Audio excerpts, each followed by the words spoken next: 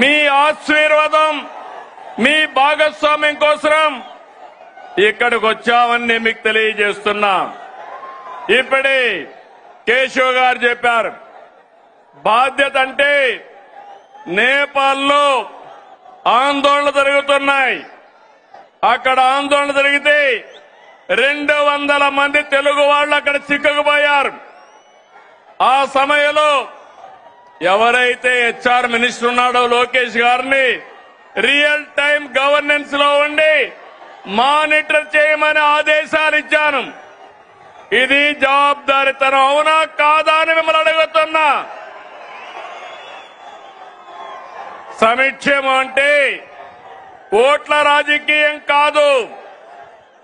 సంక్షేమం అంటే తాత్కాలిక అవసరాల్ని తీర్చడం కూడా కాదు. సంక్షేమం అంటే పేదల జీవితాలు మారాలి.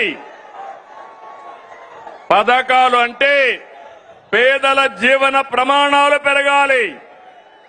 అందుకే అన్ని వర్గాలతో చర్చించి 2024లో సూపర్ 6 హామీ మీకు ఇచ్చాం. ఇంకొక పక్క 2023 మే నెలలో 28వ తారీఖున రాజమండ్రిలో మహానాడు జరిగింది. సూపర్ 6 ను ప్రకటించాం. అదే సమయంలో కూటమి మేనిఫెస్టో కూడా ఇచ్చి మేమందరం కూడా సమిష్టిగా కష్టపడి ఇవన్నీ కూడా నెరవేర్చడానికి ముందుకు పోతున్నాం. 2004 ఎన్నికలు చరిత్రను తిరగా రాశాయి. తమిళలో కని ఇని ఎరుగని రీతిలో 57% ఓట్లేశారు. 94% స్ట్రైక్ రేట్ వచ్చింది. 164 సీట్లు గెలిపించారు.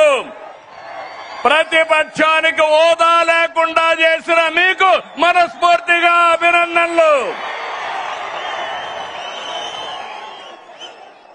ఇంకొక పక్క 21 లోకసభ సీట్లు గెలిపించారు.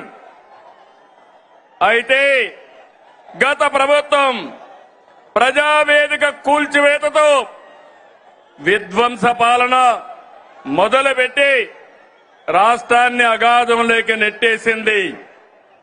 10 లక్షల కోట్ల అప్పులు, తప్పులు, పాపాలు, అక్రమాలు, వేధింపులు, దోపిడీలు, దౌర్జన్యాలు, మహిళలపై అత్యాచారాలు, అవినీతితో అంతటా అశాంతి, అభద్రత కలిగించారు.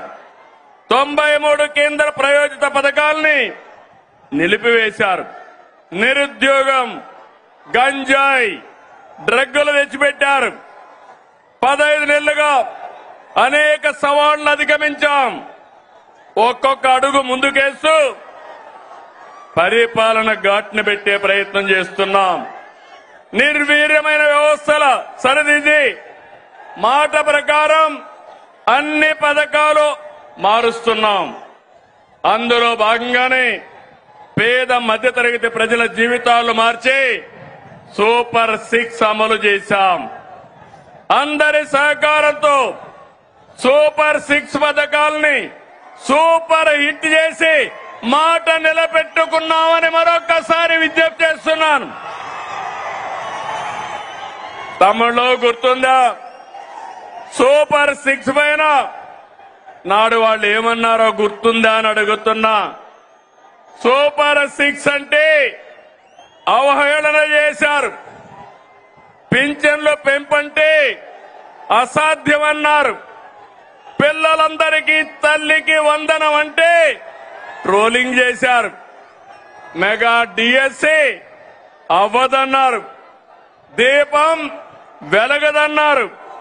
Free bus కదలదన్నారు. అవునా కాదా తమ్ముళ్ళు అని మిమ్మల్ని అడుగుతున్నా. ఇప్పుడు మీరు చెప్పండి, ఇవన్నీ నిజం చేశామా లేదా అని అడుగుతున్నా. కోట్ల మంది లబ్ధి పొందారా లేదా అని మిమ్మల్ని అడుగుతున్నా. మీరందరూ కూడా లబ్ధి పొందారా?